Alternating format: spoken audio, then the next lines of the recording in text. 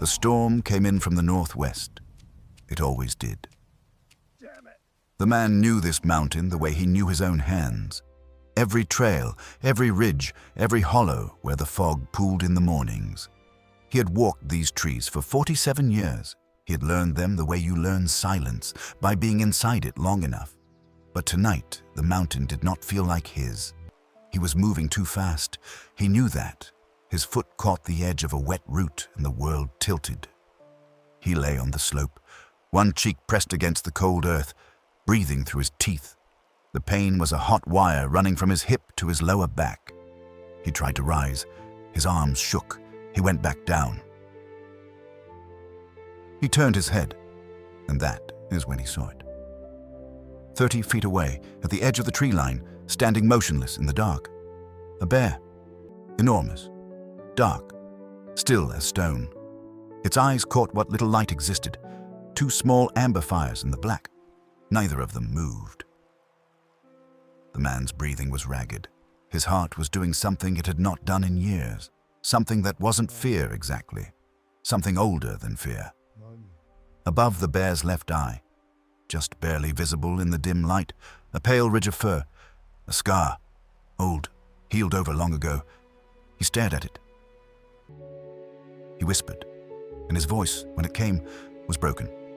"Why are you still here?" The bear did not move. The rain fell between them like a curtain. 3 days earlier. His name was Takoda Red Cloud, and for the last 11 years, Takoda Red Cloud had lived in a way that most men call simplicity, and he called penance.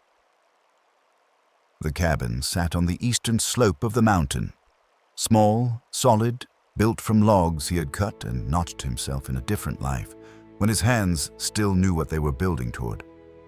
1 room, a wood stove, a cot, a shelf of books he no longer read, a table, 2 chairs.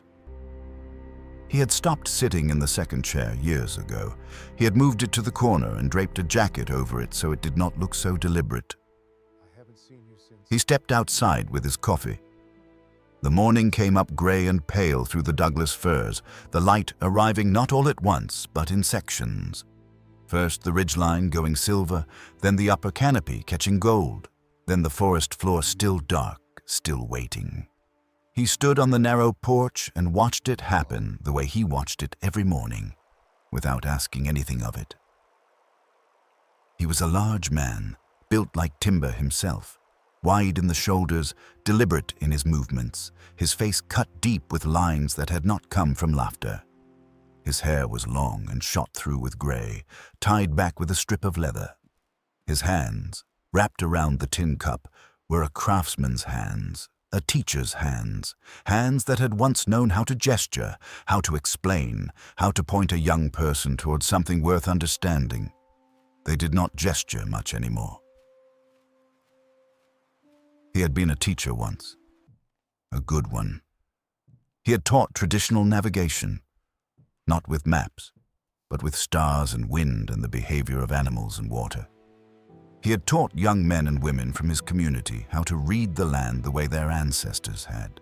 He had believed, without embarrassment, that this knowledge was sacred, that it was the kind of thing that saved lives. He had believed that. Then his son had gone into the valley and not come back. Takoda drank his coffee and did not think about this. He was practiced at that. He had turned not thinking about it into a kind of discipline, the way a man might discipline himself to stop drinking or stop gambling. He filled his hours with purpose. Deliberate, physical, tiring purpose. He chopped wood. He maintained the trails around the cabin. He trapped and released small animals. He catalogued the birds that passed through in migration. He did these things with the focus of a man who understands that idle hands are not the devil's workshop. They are the heart's. And his heart had enough to work with already. His morning walk was always the same route. North along the creek for half a mile, then east up the switchback toward the old lookout post, then back down through the stand of old-growth cedar that he had never once given a name to. because naming things made them matter, and he had decided long ago to let nothing matter too much. The walk took about an hour. He did it in silence. He did not wear headphones or speak aloud. He listened. It was on this walk, 3 days before the storm, that he first saw the bear. He had stopped at the creek's edge to watch a water ozell working the current, that improbable small bird that walks underwater as though gravity is a suggestion, when something made him look up. Not a sound, not exactly, more like a change in the air's quality, a thickening. It stood in the mist on the far bank, perhaps 40 yards upstream, a black bear, an old one, he could tell, the bulk of it, the heaviness at the shoulders, the careful way it placed its feet. It stood at the water's edge and drank, lifting its great head between draughts, scanning the opposite bank with small dark eyes, scanning until those eyes found him. Takoda did not move. He was not afraid. He had encountered bears on this mountain for decades. He knew their language, the posture, the ear position, the slow shift of weight. This bear was not agitated. It was simply watching him. He watched back. And then, only because the morning light shifted and found a particular angle, he noticed the scar above the bear's left eye, a ridge of pale fur against the dark coat, old, long-heeled, a crescent shape curving upward from the brow.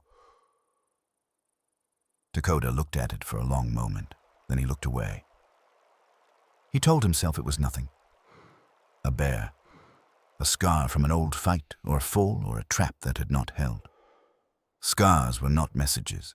He was 57 years too old and 11 years too broken to start reading messages into the world. He walked back to the cabin. He did not think about the scar. He thought about it all day. He saw the bear again the next morning, this time closer. He had come around the long bend in the switchback, the one that opens suddenly to a south-facing clearing where the huckleberry grows thick and the deer come to feed in the low light. He had come through that bend expecting the usual emptiness and found instead the bear, 20 yards away, standing broadside in the clearing, its massive head turned toward him. It did not run. It stood and it looked at him with that expression bears carry, unreadable, patient, ancient. The low afternoon light caught the left side of its face, and the scar was there again, that pale crescent, unmistakable. Takoda stood perfectly still. He breathed. In. Out. The bear breathed too. He could see the rise and fall of those enormous shoulders. He could see the slight flare of the nostrils. He was not a man who prayed anymore. He had stopped that at the same time he had stopped believing he was owed anything from the world, which is to say, 11 years ago, on a Wednesday afternoon in October, when a forest ranger had come to his door with his hat in his hands. He had stopped praying, and he had stopped asking for things, and he had stopped the particular kind of hope that makes loss so savage. But standing in that clearing, watching that bear, watch him, he felt something move in his chest, something structural, like a timber shifting in a wall. He thought of his son. He tried not to. He was very good usually at trying not to. His son's name had been Chaske. He had been 17 when he died. He had been the kind of boy who made everyone around him feel more capable, not because he was extraordinary, though he was, but because he paid attention. He listened. He would turn to look at something, a hawk, a particular cloud, a frog at the water's edge, with such complete attention that you found yourself looking too and seeing it properly for the first time. He had a scar above his left eye. He had gotten it at 7 years old, climbing the big ponderosa at the edge of the community field. A fall, a rock beneath the tree that nobody had noticed. Takoda had been 30 feet away when it happened and had heard the sound and had been running before he fully understood what he was running toward.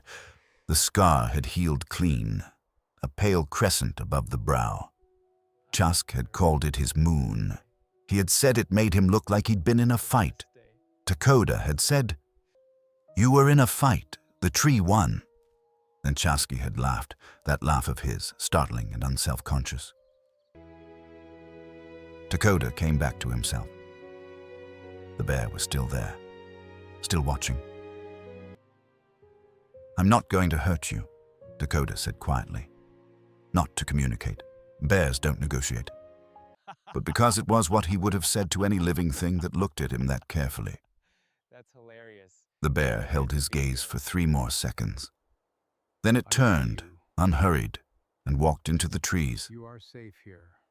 And Takoda stood in the clearing alone, and the light went golden and then orange, and then the shadows came up from the valley floor, and he stood there long after any reasonable man would have gone home. I ask only for peace between us. Go now and know that That you are night, respected. he did not sleep well. He lay on the cot and stared at the ceiling and listened to the mountain. He knew every sound it made in the night. The owls, the coyotes far down the valley, the occasional crack of a dead branch giving way. He had learned to find comfort in those sounds. They meant the world was still turning without needing anything from him. But tonight, his mind kept returning to the scar. He told himself it was coincidence. The world was full of scarred bears. The world was full of old wounds and old healings and old marks that meant nothing except that something had once hurt and then had stopped hurting. He told himself this carefully, methodically. He did not believe himself. The valley was 3 miles to the south. He had not been there in 11 years. He had rerouted every trail he walked to avoid its eastern approach. When he looked south from the lookout, he deliberately stopped his eyes at the ridgeline. He had constructed, over the course of a decade, an entire geography of avoidance, a life shaped around an absence. Chask had gone into the valley on an October afternoon to photograph the elk rut. He had his camera. He had water. He had gone alone because he was 17. And 17-year-old boys believe in their own invincibility with a faith that no amount of wisdom can fully shake. And Takoda had known this, had even remembered being 17 and feeling that same unbreakable faith. And he had said, Shouldn't be here. "Be back before dark." That was what he had said. The trail had given way, a section of unstable ground above a ravine loosened by the autumn rains. The ranger said he likely had no warning. He said it quickly. Takoda had understood that the quickness was a kindness. He had never accepted it. He saw the bear a 3rd time. This time, he was not surprised. We'll see you in a few weeks. It was late morning, and he had decided, or rather his hands had decided while his mind was elsewhere, to take the south trail. Not toward the valley, just toward the ridge above it. To stand at the edge of the world he had avoided and look at it without going in. The bear appeared at the bend in the trail, not from the trees this time. It was simply there, standing in the middle of the path as if it had been waiting, 60 feet ahead, facing him. Takoda stopped. He was close enough now to see the scar clearly, close enough to see the texture of the old fur over it. Finer than the surrounding coat, as scars always are. The shape of it was unmistakable, a crescent arcing upward from the brow toward the hairline. Takoda felt something happen behind his sternum, a pressure, not pain, more like the moment before pain, when the body knows what's coming. He thought, stop. He thought, you are a grown man. You are a practical man. You know the difference between what is real and what the grieving mind constructs from whatever it can find. He thought, Chaske. And the name, even inside his own head, still had the weight of a stone dropped from a great height. The bear held his gaze. Then it turned, not away from him, but sideways, taking a slow step off the trail to the south. Pausing, looking back at him, as if indicating direction. I've got to think this through. Don't move. Don't panic. Dakota let out a long breath. My head. "No," There's a way. he said quietly. Just The bear watched him. Michael. "Not today." Oh, Michael. He turned and walked back toward the cabin. He did not look back, but he knew with a certainty he could not explain and refused to examine that the bear watched him all the way to the tree line. He had meant to stay inside. He had told himself the storm would be bad, that the mountain would be dangerous, that there was no reason to go south. He had made this argument carefully and reasonably, and had found it completely unconvincing. Because somewhere in the last 3 days, without deciding to, he had begun to understand that he was going to the valley. Not because of the bear, or not entirely because of the bear, but because 11 years was a long time to carry something, and the weight of it had changed shape recently, the way chronic pain sometimes does, shifting from a dull background ache into something sharper, more insistent, as if the body is finally demanding that you pay attention. He had things to say. To the earth. To the specific piece of earth that held his son's last moment. He packed a small bag before the rain started. Water. A strip of dried venison. His grandfather's knife. And something he had not touched in 11 years. A small bundle wrapped in cedar bark, tied with red thread. He did not open it.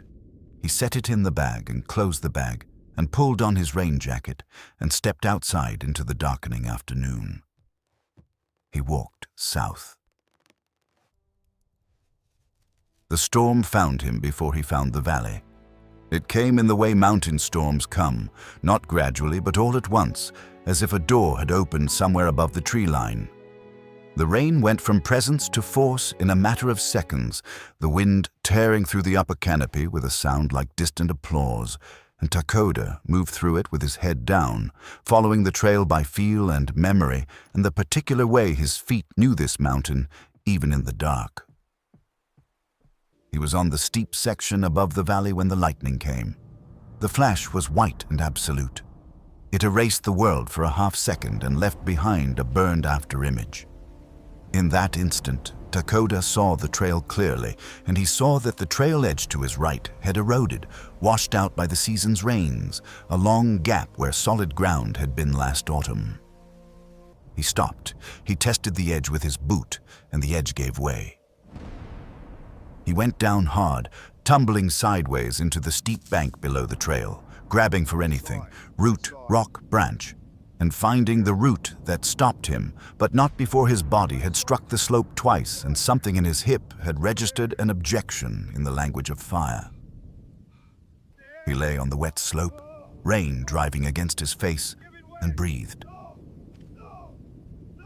The pain was significant, not catastrophic.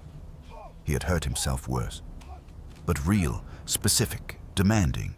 His hip, his shoulder where it had caught the edge of something on the way down. He inventoried his body the way his grandfather had taught him. Start with your hands, then your feet, then work inward. His hands worked. His feet worked. The rest of it was negotiable. He tried to rise. His arms shook. He went back down. He turned his head, and the bear was there. 30 feet away, standing at the tree line where the slope leveled. Motionless, watching him with those amber eyes that held the last of the dim light. Dakota breathed. In. Out. The bear breathed. Neither of them moved. And in that stillness, that absolute, rain-soaked, impossible stillness, Dakota felt something he had not felt in 11 years. Something he had deliberately, methodically, completely dismantled inside himself after the ranger came to his door. He felt like he was not alone. Not because he believed the bear was anything other than a bear. He had not gone soft. He had not lost his grip on the real world. He was a practical man who had spent 47 years in the natural world, and he knew what a bear was. But the bear was here, present, in the rain and the dark and the mud of this mountain, not hiding, not running, simply here, as it had been every morning for 3 days, as if it had nowhere else to be. And something about that, the simple animal fact of it, the wordless, unasking presence of another living creature on a dark mountain in a rainstorm, broke something open in Takoda Red Cloud's chest that he had thought was sealed permanently. He thought of Chasuke at 7, falling from the tree. He thought of the sound he had heard from 30 feet away, the sound a body makes when it hits earth that is harder than expected. He thought of running and arriving and seeing his son's face and the blood above his eye and the way Chasuke had looked up at him with those eyes. Not afraid. Not in that moment. Just looking. The way Chasuke always looked at things. With complete attention. He thought of the last thing he had said to his son. Be back before dark. Not, be careful. Not, I love you. Not, take the lower trail because the upper one gets loose in October rain. Be back before dark. Yes. He had said it without looking up from what he was doing. He couldn't even remember what he had been doing. And for 11 years that had been the stone he carried. Not just the loss. Loss, he understood, was the price of love, and he had accepted that price even as it crushed him. But the stone was that ordinary, inattentive, unremarkable goodbye. The goodbye he had given to 1,000 mornings without realizing that one of them would be the last. Takoda pressed his palms against the wet earth. He pushed, his arms shook again, and his hips screamed, and he pushed anyway. Through the shaking, through the pain, through the weight of everything he had been carrying on this mountain for 11 years. He pushed and he rose and he stood on the slope in the rain, breathing hard, one hand against a tree for balance. He looked at the bear looked at him. Takoda straightened, slowly, fully, and he walked down toward the valley. The valley was smaller than he remembered. That was the first thing. He had built it up in his mind over 11 years. The way the mind does with places that have taken something from you, until it had become enormous in his imagination, a vast and terrible geography of loss. But it was just a valley, long and narrow, a stream running through the bottom, the hillsides dark with pine and fir and the skeletal shapes of aspen, their white trunks luminous in the dim post-storm light. He came down the east slope carefully, favoring his good hip, one hand touching tree trunks as he passed them. He knew the place. He had never been here, but he knew the place the way you know things you have studied so carefully from a distance that they become more familiar than things you have touched. He had read the ranger's report 11 times. He knew the measurements, the distance from the trail edge to the ravine floor. He came around a stand of aspen and saw it. A section of slope, a ravine below it, shallow now, filled with a decade of leaf fall and new growth. The trail above, repaired. He could see the new timber retaining edge, the work of maintenance crews who could not know what that particular repair meant. The place looked like everywhere else now. That was the second thing. The mountain had healed it, not forgotten it. The mountain did not forget, it simply incorporated, the way living systems do. It had grown around and through and over the place of loss until the loss was part of its composition, the way a tree grows around a wound until the wound becomes wood. Takoda reached into his bag. He took out the bundle wrapped in cedar bark. He knelt, slowly, painfully, and set it on the earth at the base of the slope. He did not unwrap it. He placed his right hand on top of it and his left hand on the earth beside it. When he spoke, his voice was very quiet. Not performing quietness. Actually quiet, the way a man sounds when he is speaking to someone he trusts absolutely. I couldn't say it right, he said. After, I tried to say it at the ceremony, and I couldn't find the words, and I thought, I thought I would find them eventually, that I would have time. I kept thinking I had time. I taught other people's children for 20 years, he said. I taught them to read the land, to know where they were, to find their way home. I should have taught you better. I should have said, the upper trail in October, the ground gets loose. I should have... He stopped. You were the best thing I did, he said. That's not... I know how that sounds, but it's not nothing. Some men don't have that. Some men come to the end of things and they look back, and there's nothing that answers when they call. You answer, still. I don't know what that means. I don't know what you are now, or where you went, or if where is even a word that applies. He pressed his palm deeper into the earth. I just know you answer. He became aware, slowly, that he was being watched. He did not turn right away. He let himself know it first. That familiar change in the air's quality, the thickening, the sense of a large presence at the edge of attention. Then he turned his head. The bear stood at the tree line. 40 feet, maybe less.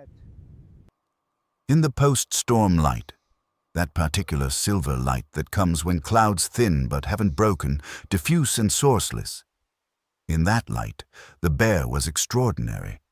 The size of it, the absolute stillness, the way it held its ground without aggression, without theater, without any of the behavioral signals Takoda had spent 47 years learning to read. It was simply there. It looked at him. He looked at it. The scar above its left eye caught the light, that pale crescent, that moon.